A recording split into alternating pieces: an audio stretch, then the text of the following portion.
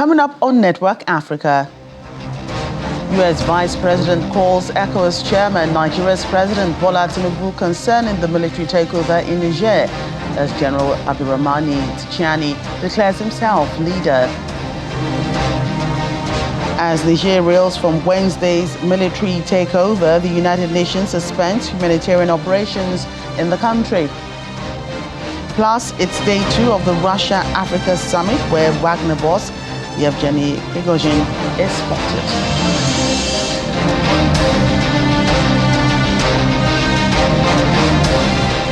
Hello and welcome to the program. I'm Joke Rogers here in Lagos. Nigeria's call for the restoration for the Niger Republic democratic order has received support from the United Nations and the United States. In separate telephone conversations with President Bola Tinubu, Vice President Kamala Harris, and the UN Secretary General Antonio Guterres expressed strong support for Nigeria's efforts for the restoration of constitutional order in the West African nation. In a statement by the president's spokesperson, Mr. Dele Alake, the two leaders also commended President Tinubu, who is also the chairman of the ECOWAS Authority of Heads of State and Government, for spearheading the peace moves. President Tinubu told the UN Secretary General that he was doing everything possible to resolve the impasse in Niger, while the UN has also given its nod to the process. On Wednesday this week, some soldiers from the Presidential Guard had moved to depose President Mohamed Bazoum as leader of the country. In the meantime, the ousted Nigerian president is said to be in good health after being taken captive by his own presidential guards. This is coming from the French Foreign Minister, Catherine Colonna, who told the AFP news agency that the coup is not final. She said Mr. Bazoum had spoken to French President Emmanuel Macron, adding that there is a way out for the coup plotters if they listen to the global community. 64-year-old President Bazoum was elected as Niger's president 2 years ago and has been a key Western ally in the fight against Islamist militants in West Africa. The US and France, the former colonial power, both have military bases in the uranium-rich country and have strongly condemned the coup. And the Interior Ministry of Niger's new ruling junta has banned all public demonstrations after supporters of the coup set fire to the ousted president's party headquarters. The small group of arsonists had broken away from a larger show of support for the coup leaders outside Parliament on Thursday. Police fired tear gas to disperse those who had gone to the PNDS Taraya party headquarters, where people were also stoning and burning cars. The junta said the actions constitute acts of vandalism and wickedness and will not be tolerated. Chaos ensued in Niger's capital, Niamey, as the country's army command on Thursday declared its support for a coup carried out the previous day by soldiers of the Presidential Guard, saying its priority was to avoid destabilizing the country. Cars and buildings were set on fire in Niger's capital, Niamey, after hundreds of supporters of a coup gathered in front of the ruling party headquarters. Young men looted motorbikes, chairs, and other supplies from the building.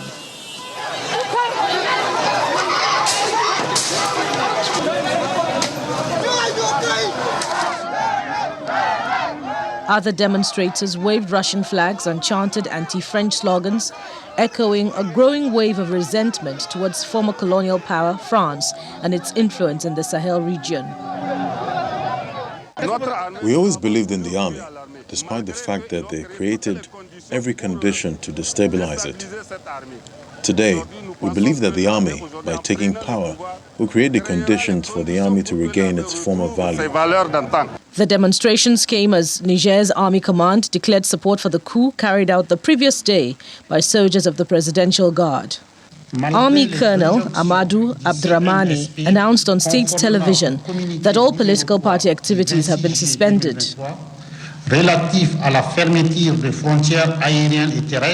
All political party activities are suspended until further notice. Signed in Niamey on July 26, 2023, by the President of the National Council for the Safeguarding of the Homeland. Toutes les activités des partis politiques sont suspendues jusqu'à nouvel ordre. 26 juillet 2023. A group of soldiers announced in a late-night televised address that they stripped President Mohamed Bazoum of power. Juntas in neighboring Mali and Burkina Faso have grown closer to Russia since they took charge in 2020 and 2022 respectively. They cut ties with traditional Western allies. Niger's role had become increasingly important for Western powers, helping to fight a violent insurgency in the region. In a social media posting on Thursday morning, Bazoum vowed to protect hard-won democratic gains. This is the 7th coup in the West and Central African region since 2020. Meanwhile, the United States says it has not seen any credible indications of involvement by Russia or the Wagner Group in Niger's coup. This was confirmed by the White House spokesperson Karine Jean-Pierre, who is also urging U.S. citizens in Niger to be careful, even as they continue to monitor the situation. So the U.S. Embassy released a security alert on July 26, advising U.S. citizens, which was yesterday, as you all know, to limit unnecessary movements and avoid the affected area until further notice as the situation develops. We continue to monitor the situation and will continue to provide information to U.S. citizens in the region through the travel advisories, alerts, and travel.state.gov. We strongly encourage U.S. citizens in Niger to enroll in the Smart Travel Enrollment Program at step.state.gov to receive important emergency information and be careful. Be careful about where they are and what they're doing. We will certainly determine on what is needed as we get further information. To your question about Russia, Putin, I know there's been question about Wagner Group as well. Until now, we have not seen incredible indications of Russian or Wagner involvement. But to the U.S. citizens who are in the country, we again continue to tell them to be mindful, to be careful, and as I just stated, we did put out an alert yesterday. We understand what happened earlier today. The Nigerian foreign minister stated that he was the interim head of government. The President Bazoum was still the legitimate president, and that negotiations were still ongoing. And so that's important to note. The situation remains fluid. It is too soon to characterize the nature of ongoing developments. We are monitoring the situation closely and are in communication with the U.S. Embassy there. We strongly support the democratically elected president, and we condemn in the strongest terms any effort to seize power by force and disrupt the constitutional order. We call for the immediate release of the president and respect for the rule of law and public safety. And the military takeover in Niger risks worsening the regional security in the Western Sahel regions.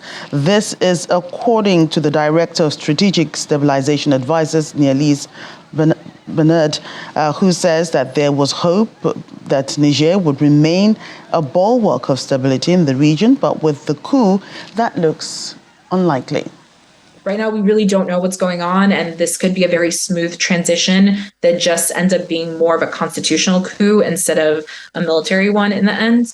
But if things did collapse and this country does fall victim to some of the same situations we're seeing play out right now in Mali, Burkina Faso, and Sudan, we're talking about the last country that remains a place where both humanitarians and security experts have access to kind of manage the flow of migrants into Europe and provide humanitarian assistance and access these vulnerable communities.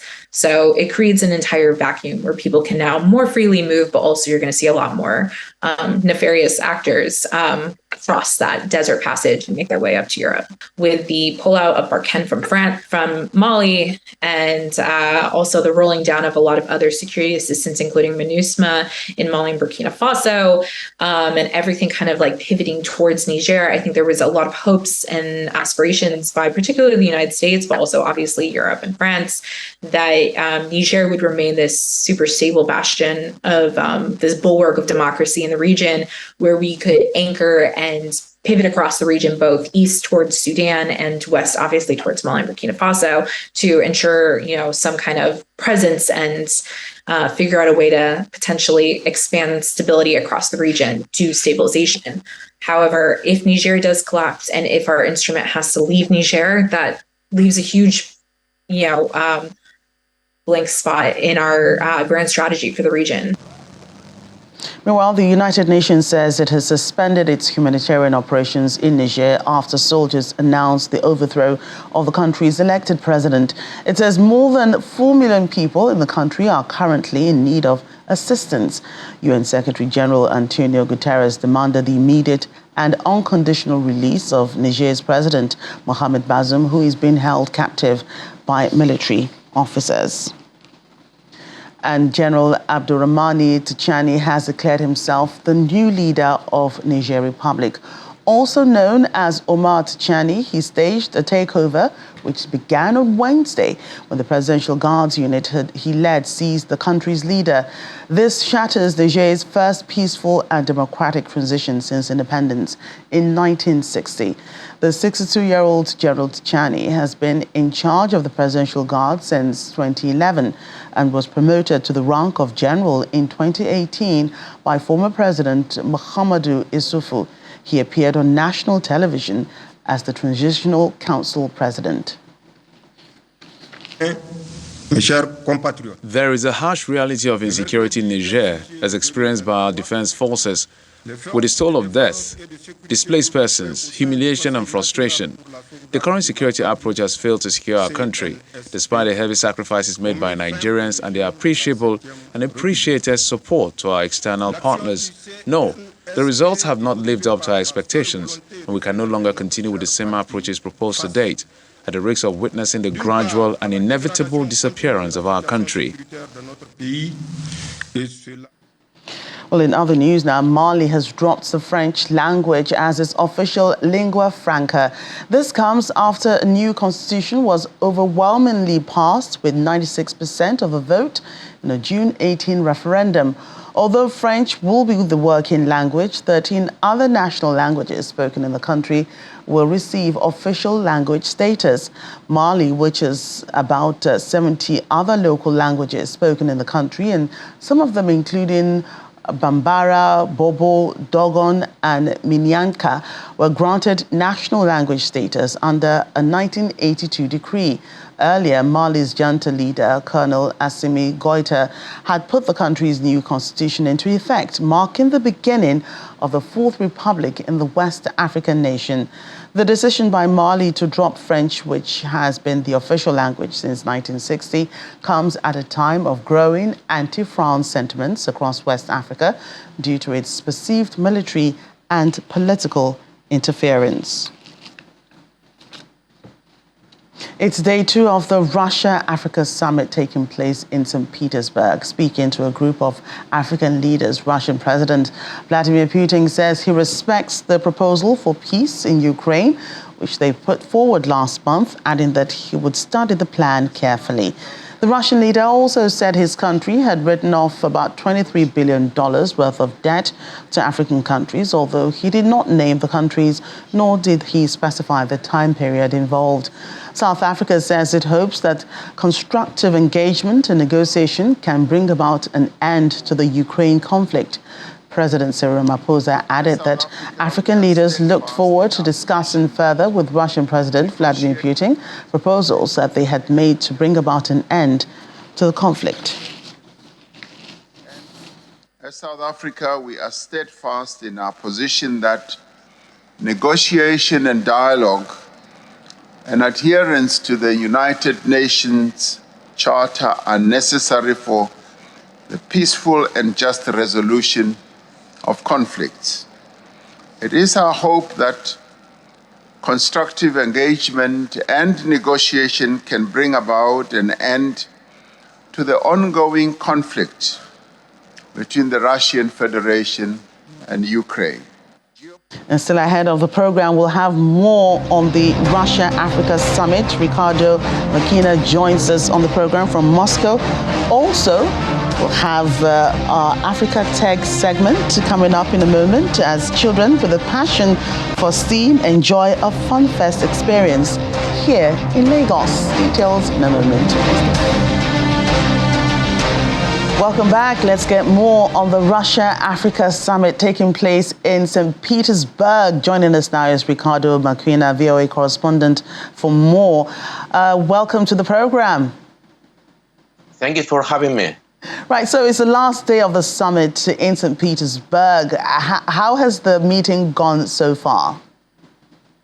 So today was the day for the bilateral meetings between Russia and different African states. We don't have the details of all that meetings. There was much of them. We know that Russia has written off the debts of African states for $23 billion. And also Putin announced that the intention to create a north-south axis for trade. So for have a direction trade with African states. We also know that there are bilateral negotiations to deploy military structures in several African countries. But this is the most protected information. So we don't have more specific on that. So far to the end of this meeting, we can say that Russia is very satisfied with the results of this summit that managed to present Putin and Russia as a country that is not really isolated of the world. Lots of meetings, I believe, have been held on the sidelines, of the Russia-Africa summit itself. Talk to us about these decisions, the ones that you know of. So the bilateral meetings between specific countries, we have not, unfortunately, the details, but it was focused in the world of death of African countries, also in bilateral commercial situation. Putin wants to focus with the African states in economics. He don't want to talk politics. He don't want to talk geopolitics. He loves to present this summit as something really pragmatical and economical. From some of the comments, I've heard that the Russian president has said from the grain exports from Russia, which had been previously from Ukraine, from Russia to about 6 African countries free of charge. Now he reminds them that he has written off billions of dollars in debt. And here they have a peace plan for Ukraine. Isn't he kind of trying to let them know that, look, be careful, I've done this for you, I've done that for you? So the situation with the summit is this is the most, for me, from my point of view, the most complicated and sensible point of the summit, because Putin talked about to give free Russian grain to 5 African states, but he don't clarify why these countries are not others. So we also we talked today about the African debt with Russia. We have not the details, so we have very strong words, but we don't know absolutely the specifics of how it will work and how it will be implemented. So it looked like a very propagandistic summit in this hand, because we don't know the specific how all this will be implemented. And Wagner Group chief Prigozhin has been spotted in Russia during this Africa summit. A picture emerged showing he and a Mali government officials. Is President Putin now at peace with him? Well, the situation with Prigozhin and the situation with Wagner is absolutely stunning. So it's a surprising development of the situation, because 1 month ago, he was the #1 enemy of the state. He wanted to put out the Minister of Defense. He wanted to overcome the Kremlin's power. And now we see him, Prigozhin, walking free in Petersburg and have meeting with African leaders. But this is finally very easy to understand. Wagner is operating in at least 5 African countries. Putin have not replacement for him. Wagner and Prigozhin, there are tools working for Kremlin. As far they are useful for Kremlin, Prigozhin will live, and Wagner will be still working. Right, Ricardo, thank you for your time today. Thank you very much. The Nigerians in Diaspora Commission says it has evacuated about 205 Nigerian citizens from war-torn Sudan in what it describes as a mop-up operation. In a statement released by the Commission's Public Relations Officer, Mr. Abdulrahman Balogun, about 160 adults and 45 infants arrived in Abuja, the nation's capital, this afternoon. Nigeria began evacuation of its citizens, mostly students from Sudan, in April, days after the fighting broke out between the army and the paramilitary Rapid Support Forces. It's been over 100 days of conflict that has killed over 3,000 people and displaced thousands others.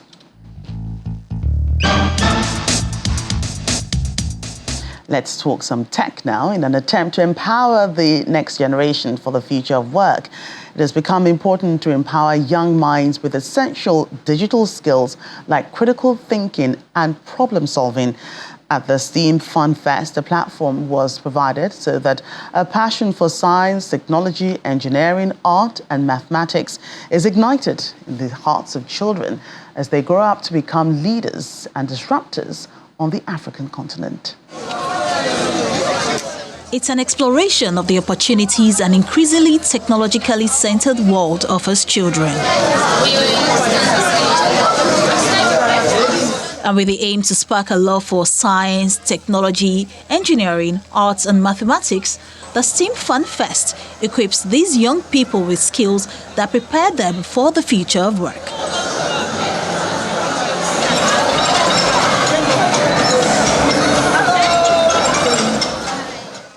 The yearly growth of STEAM jobs is projected to be almost double that of non-STEAM jobs, and young children with a strong foundation in such areas will go on to play an integral role in the nation's global competitiveness and economic stability. Critical thinking, problem solving, and the power of collaboration are some of the skills they need to be disruptors in the future. The reason why they are able to solve some of these problems is because one person knows biology, one person knows engineering, somebody else knows design or art, somebody else knows math, and they bring their skills together, right, to be able to deliver a solution. The purpose of STEAM education is not so that we can put it in our pocket as degree, another degree. The purpose is so that we can take all this knowledge and use it to create solutions that people, real people, not computer simulation, real people can benefit from. By exposing these young, inquisitive minds to hands-on STEAM activities, from animation to coding, engineering to science experiments, and even game development, they are empowered with essential digital skills for a rapidly evolving future. It's more than a competition. It's actually a whole day's event where children can come and experience all sorts of things like science, technology, engineering, art and maths, hands-on. So it's not theory in class, it's really about hands-on experience. Then come and say about robots. I think the real thing is how do we spark that interest in science, technology, art, engineering, math for the next generation? How do we empower them for the future of work so that Nigeria will be great? We build a group of people that are problem solvers because they learned STEM education. So what we are doing is we are starting a spark. It doesn't end here. It starts here, but it doesn't end here. And when they go back home, they're going to ensure that they upskill with the skills needed to be the best leaders of the future. After being introduced to fun STEAM activities and taking on a transformative journey of discovery to ignite a passion for STEAM in their hearts, the children are pleased to have participated. It's a very beneficial competition because it helps us widen our problem-solving skills and helps us to understand whatever we want to do and bring up more solutions for problems. It has been very fun for me because I got to learn a lot of things about tech and I got to fly a plane, like a technological plane. So it's been very fun. And also, the place I flew a plane, Xenoviation, it taught people how they can be pilots. It also taught people that they don't need degrees, master degrees to become pilots. So that's what I learned. It's been a great experience actually. We've been taught how to identify problems in our immediate community or in Nigeria in our schools and find solutions to them using design thinking. I've learned how to create machines, create robotics, create everything around the technological system. The importance of STEAM to future economic prosperity and innovation cannot be underestimated. By inspiring the next generation of future workers through experiential STEAM activities, there is an opportunity to help tackle the STEAM skill shortage. Catching them young in the tech world. Well, that's our show today. Thank you for watching. I'm Joke Rogers.